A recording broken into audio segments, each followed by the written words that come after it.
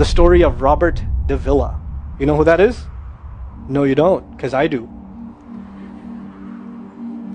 3 months ago, I gave khutbah in Fort Worth. I haven't been to that masjid in 4 or 5 years, and they invited me for some reason, and I went. And I gave khutbah there. My khutbah was about dua.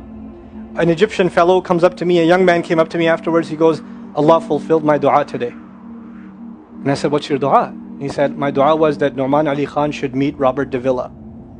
I was like, are you Robert Davila? He goes, nope, I am not Robert Davila. Robert Davila is my friend.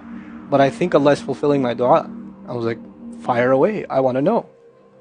Robert Davila is a young man who lives in a town 40 minutes past Fort Worth. He was a farmer, young guy. And he was hit with some sort of genetic disorder that kicked in later on in his life, and he became paralyzed from the neck down. And he lives in a nursing home. Most people in that nursing home are 90 years, 100 years. They're really, really old people. And then there's, his room where he's paralyzed neck down. He's the only 30-something-year-old that is in the nursing home, okay? And he's been in that nursing home for the last 10 years. His family got a computer for him that's voice activated, so he can give voice commands, put a headphone on and Google stuff and search stuff so he can surf the web and find information. In his room, and by the way, staunch Christian family, the minister comes and prays for him every week and things like that. And his best friend was in the bed next to him.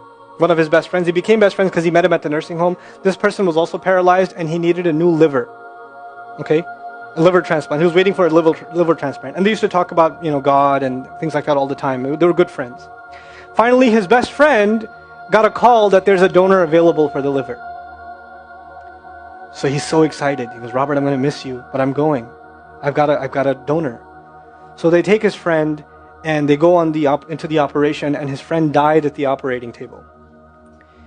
Now his friend, who's also a Christian, the deceased friend, his sister, took one of the amulets of his friend, a crucifix, and she gave it as a gift to Robert. This is a reminder of your old buddy. So he hung it on the side of his hospital bed. Robert Davila lives a pretty decent life in there. The nurses take care of him. He's a happy guy. And one day he goes to sleep and he sees a man in his dream. That man says his name is Muhammad. And he says, pointing at the crucifix, God did not send messengers so they would worship the messengers. God sent messengers so you could worship God. And Jesus was just a man. He walked in the markets and he ate food. He walked in the markets and he ate food, and the dream stopped. He only knows that Jesus was just a man. He knows there's a man named Muhammad that said that to him. He said that messengers came so people could worship God and not the messengers. This is all he knows. So he starts Googling Muhammad. He finds Islam. He takes Shahada. When he takes Shahada, he wants to learn about the Quran. So he goes on these chat sessions and finds somebody needs to teach me Quran. He finds a brother in Egypt that he gets together with on Skype to try to learn Arabic. Learn the Arabic alphabet. Once he learned the Arabic alphabet, he learned to recite the Quran. He memorized 10 surahs from his hospital bed. Then he said, I'm beginning to memorize the Quran and I'm beginning to learn about this prophet, but I need to understand the Quran. So he starts Googling how to understand the Quran. And for some reason, he ends up on my videos. And he starts watching my stuff. And he watched almost everything. And then here's the kicker. In the nursing home, there was an Egyptian fellow that used to come in and do some repair work. The Egyptian fellow has his own awesome story. The guy had basically lost faith. He wasn't religious. The nearest masjid to him was 50 miles away. So he didn't really go to Jum'ah much anymore. But he felt a spiritual void, so he started going to the church just to feel closer to Allah. Raised Muslim. He goes to the church just to feel closer to Allah. He's passing by Robert's room one day and he hears وَالْعَصْرِ إِنَّ الْإِنسَانَ لَفِي خُسْرٍ. So he walks into his room and says, Robert, what are you listening to? Robert says, nothing. That was me. And the guy says, you're Muslim? He goes, yeah, I became Muslim. And now this friend is in shock. How does Allah guide someone in the middle of Churchtown, USA, in a nursing home, with a crucifix on the side of his bed that he doesn't even have the physical strength to move. And the guy himself says, I want to come back to Allah. So he tells him about his, the friend he found online, Norman Ali Khan. So the Egyptian fellow starts watching my videos. And then he says, I wish I could meet him one day. And he says, okay, I'll pray for you. And after 5 years, that Egyptian friend shows up at the same masjid that I haven't been to in 4 years.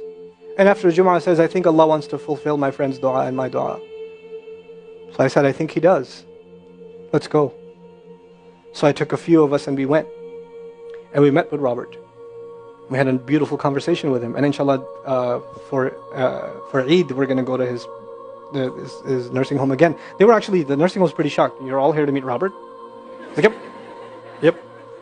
Why do you want to meet him? He's an inspiration. We're like, okay, let me check if we can. And they had to call the hospice administrator and all this stuff. And then eventually let us in. And Robert's in shock. And then I meet with Robert, we're talking, and I was like, hey Robert, so I heard you memorize some surahs. He says, yeah. Can you recite one for me? So he recited Surah Al-Asr. Not one of us was not crying. We're just in tears. When somebody turns to Allah, don't worry about the means. Guidance will come. Balance will come. I want to tell you some more about Robert because young guys are here. Young guys that play basketball. Young guys that are healthy. Young guys that have ambition. I told you what's his paralysis, from where to where? Neck down. He has a special wheelchair that has to hold pretty much every part of his body in place. He can't just sit in a wheelchair. It holds his neck and it holds every other part of his body in place because he has no control over his limbs. And he has to have a special van where the wheelchair locks in so that if it goes through a bump or whatever, he doesn't, receive the shock. So he made a request. He wants to go to the Friday prayer. They didn't have the special van, so they put him in a regular van. And so he went in the regular van and a few bumps and his spine got even more hurt. He went to Jumu'ah. He came back in excruciating pain. And they said, I'm sorry, Robert, you're no longer able to sit in your wheelchair. You're going to have to stay in your bed for the next 6 months at least. If you see recovery, then you can get back up again. I met him in that span. He had already been in that bed for 3 months already. And the reason he was in that bed is he went to the Jummah prayer. And he told me about the Jummah prayer. He said, I've never felt more peace in my life than I was in that masjid. And you know what I'm going to do, Brother Norman? When I can sit in my chair again, I'm going to go to Jummah. I'm going to go to the masjid because I've never felt like that before. There's someone who has nothing but control over his mouth and his eyes. And he says, I only find peace in the masjid. And here we are. These masajid, I don't care what ideology, what school of thought, what they're talking about in the masjid, what fitna is there. I don't care. It's still Allah's house. Just go to pray. Don't go there to talk to people. Go there to talk to Allah.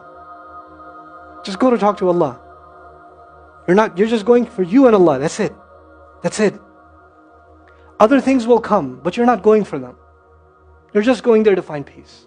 You'll become different people. If Allah can guide Robert Davila, Allah guide everybody. And then he said, sometimes I wonder why Allah put me in this position. And then I say to myself, what am I kidding? Allah has given me so much. I am so grateful for what He gave me. And if this is the way He was going to bring me to Islam, it's all worth it. So worth it. You have Muslims that lose a little bit of health and they say, why is Allah doing this to me? And this man, if you would think, nowadays atheists argue because of suffering, there's no God. If one man has in a position to say, I don't believe in God. If there was a guy, why would I be in this position? It would be Robert Davila. That guy would say, I don't believe in God. If there was one, why would I be in this mess? And yet he's in this position, and I've never seen a face with more nur.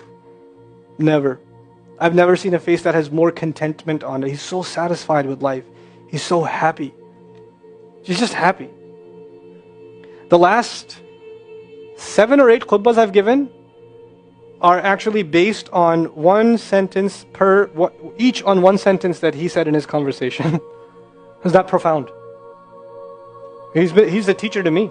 I consider him a teacher. He's my sheikh. Somebody says, who's your sheikh? I say, Robert Davila. Really? Is that a pizza place? Or no. No. The guidance is all around us.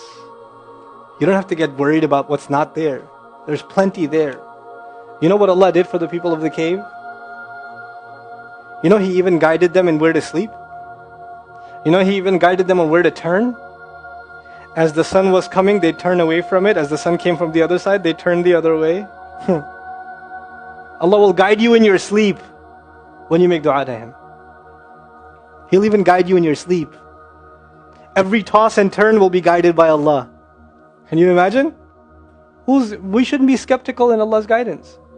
We shouldn't worry about how am I going to find balance. No, that's Allah's job to guide you. Your job is to talk to Him. Your job is to get sincere. That is the message I have for you.